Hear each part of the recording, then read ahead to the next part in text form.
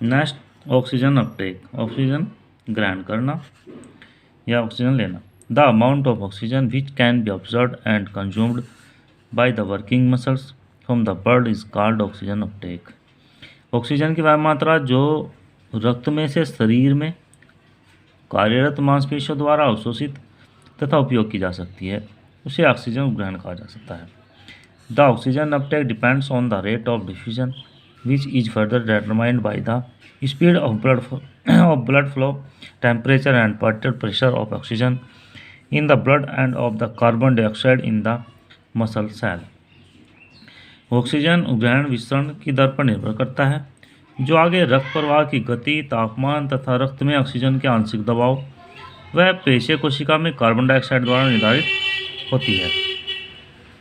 The speed and amount of oxygen consumption also depends on the number, size and metabolic capacity of the mitochondria and fortunately these can be improved to a certain extent through training। जो आगे जो रक्त प्रवाह की गति है, तापमान तय है तथा रक्त में ऑक्सीजन के आंशिक दबाव पेशीय कोशिका में कार्बन डाइऑक्साइड द्वारा निर्धारित होती है और उपयोग की गई ऑक्सीजन की गति तथा मात्रा माइटोकॉन्ड्रिया की संख्या, आकार और उसकी उपापचय क्षमता पर निर्भर करती है और इसमें प्रशिक्षण द्वारा कुछ सीमा तक सुधार किया जा सकता है। सेकंड आपका एनर्जी रिजर्व्स यानी ऊर्जा का भंडारण करना। The aerobic capacity also depends upon the availability of fuel to the muscle from which energy for the activity is derived. Aerobic क्षमता मांसपेशियों को किसी क्रियाकलाप या क्रिया एक्टिविटी को करने हेतु ऊर्जा पाने के लिए जो उपलब्ध ईंधन की उपलब्धता पर निर्भर करती है। Therefore the aerobic capacity depends upon the muscles, glycogen and sugar level in the blood.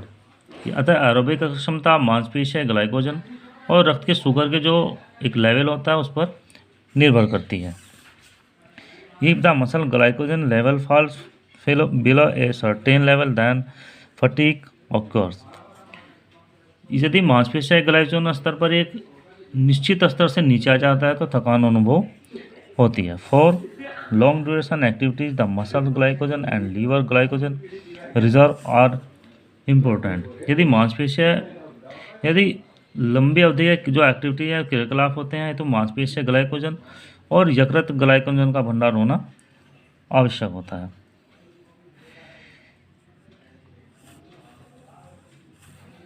In extraordinary long duration activities, fats can also be used as an energy source. It exists in such amount that it cannot be exhausted easily, hence is not a limiting factor of endurance performance। असाधारण लंबे समय के लिए जो activities होती हैं वसा को भी ऊर्जा एक फ्यूल के रूप में, ईंधन के रूप में प्रयोग किया जा सकता है और इतनी मात्रा में उपलब्ध होते हैं कि वे जल्दी से समाप्त नहीं हो सकते और यह जो एंड्योरेंस है, सहन शक्ति है, इन निष्पादन का प्रतिबंधक कारक नहीं है।